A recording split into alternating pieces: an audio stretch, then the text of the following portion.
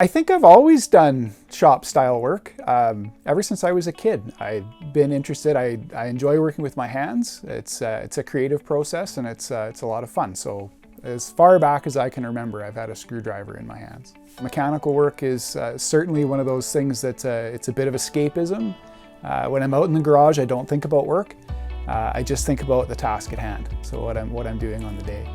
This is my 1966 Volvo Canadian. I've owned it since 2006, so that's 14 years now. This is the second rebuild for this car. The first time when I bought it, the engine was damaged and I had to do some repair there. And then I decided, just through looking at any number of flaws that were in it, I like modifying things, that I would attempt to re-engineer a car. I guess it's a lifelong goal, actually. When I was a kid, I had dreams of building, vehicles and things. I always thought that was kind of an interesting thing.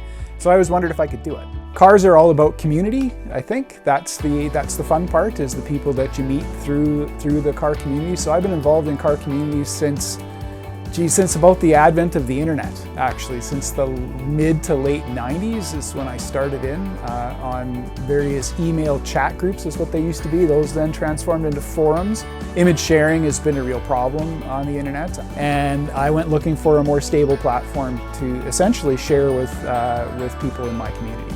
Yeah, the YouTube channel has been an interesting adventure. So it was done purely for car community stuff. It's a support network. You need a little bit of a pat on the back or something when you're doing something this big. Then the channel started to grow. I have no aspirations to be big. It's just there to record what I'm doing. It's there to provide encouragement to those people who are trying.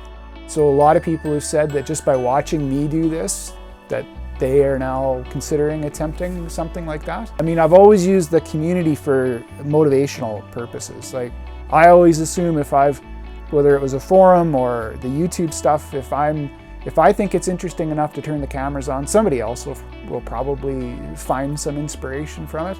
I really hope the videos that I produce give people insight into how to do things. As a researcher, I found it quite difficult, especially with the composite stuff.